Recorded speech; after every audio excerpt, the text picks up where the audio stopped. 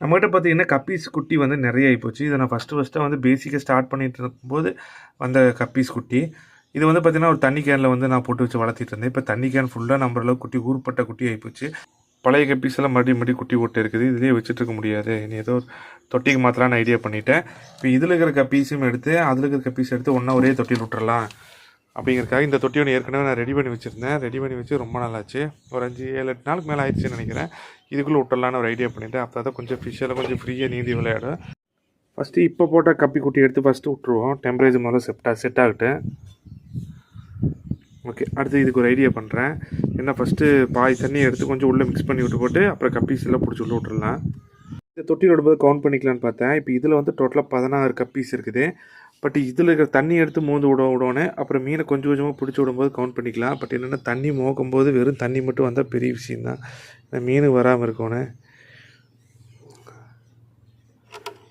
மீனுகளும் குட்டி வந்துருச்சுன்னா தண்ணிக்கு செட் ஆகாது, டெம்பரேச்சர் செட் ஆகாமல் இறந்துடும். வரும் எத்தனை குட்டி வந்துட்டு ஓடுதானே. ஃபஸ்ட்டு தண்ணி மோந்து ஊற்ற முடியாத இருக்குது. ஃபஸ்ட்டு வந்து என்னென்னா மீன் எல்லாத்தையும் முடித்து இந்த டப்புக்கு மாற்றிடுவோம். இதில் போட்டு டெம்பரேச்சர் செட் ஆகிற மாதிரி உள்ளே விட்டுட்டு அதுக்கப்புறம் வந்து நான் தண்ணியை பிடிச்சி ஊற்றிக்கலாம். ஓகே, இப்போ பாரு எவ்வளோ மீன் மாட்டுதுன்னு. நம்ம சொன்னோம்னா தான் மீனே மாட்டாது. ஒரே ஒரு மீன் மாட்டிருக்குது. சொல்லாமல் என்ன வேணாலும் பண்ணலாம், சொல்லிட்டோம்னா அது நடக்கவே நடக்காது. எல்லா மீனையும் பிடிச்சாச்சு. இந்த டப்பில் வச்சு கொஞ்சம் நேரம் டெம்பரேச்சர் செட்டாக இருக்கா விட்டு வச்சுருக்கிறேன். ஒரு 1/4 மணி நேரம் ஆன பிறகு அப்படியே தொட்டியில் விட்டுருவேன். டோட்டலாக 65 மீனுங்க. அதில் வந்து பார்த்திங்கன்னா 59 சரி அதில் வந்து 59 மீன், இதில் ஒரு 16, இதில் 75 மீன் டோட்டலாக.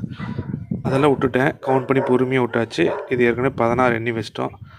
இதே அப்படி விட்டுடலாம். ஏன்னா 1/4 மணி நேரத்துக்கு மேலே ஆச்சு. டோட்டலாக இது 75 குட்டி இருக்குது. Okay okay,